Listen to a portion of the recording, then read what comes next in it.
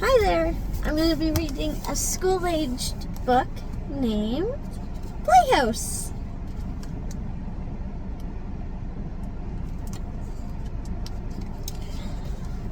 One day, Renee went to her father and said, "Please make me a playhouse.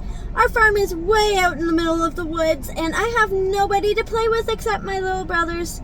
I need a playhouse." "Good idea," said Renee's father, and he made her a wonderful playhouse. It had real windows, and a slide, and a ladder, and an upstairs and a downstairs. It was almost like a real house, but not quite. The next day, Renee moved lots of stuff from her room into the new playhouse, and it was even more like a real house. Then she drew fish all over the walls of the playhouse, just like the ones on her wall of her real bedroom. Renee was happy for a whole week. Then she went to her mother and said, "Is this a city playhouse or a farm playhouse?" Well, Renee said her mother, "We live on a farm, so this must be a farm playhouse." "Good," said Renee. "If it is a farm playhouse, it needs a play barn." "A play what?" her mother said. "A play barn," said Renee.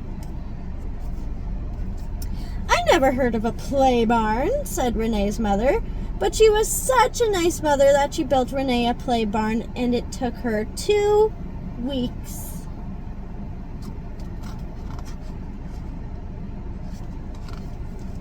Renee moved some hay and some chickens from the real barn into her play barn, and it was almost like a real barn, but not quite. Then Renee went to her father and said, "I need a play cow." "A play what?" said her father. "A play cow," said Renee. "A farm playhouse needs a play barn, needs a play cow." "I can't build a play cow," said Renee's father, "and the play barn is not big enough for a real cow."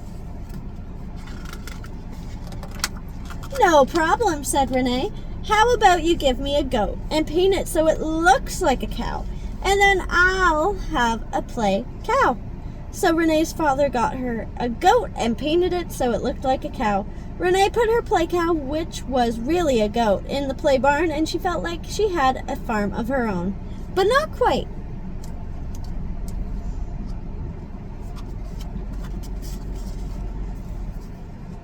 Then Renee went to her father and said, "My play farm is out in the middle of the woods, just like our real farm. So it needs the tractor and the bulldozer and the tree snipper and the log chopper. Why don't you just park them by my playhouse, and then you will not have to make me anything new?" So her father parked the tractor and the bulldozer and the tree snipper and the log chopper beside the playhouse, and Renee played quite nicely for a whole month.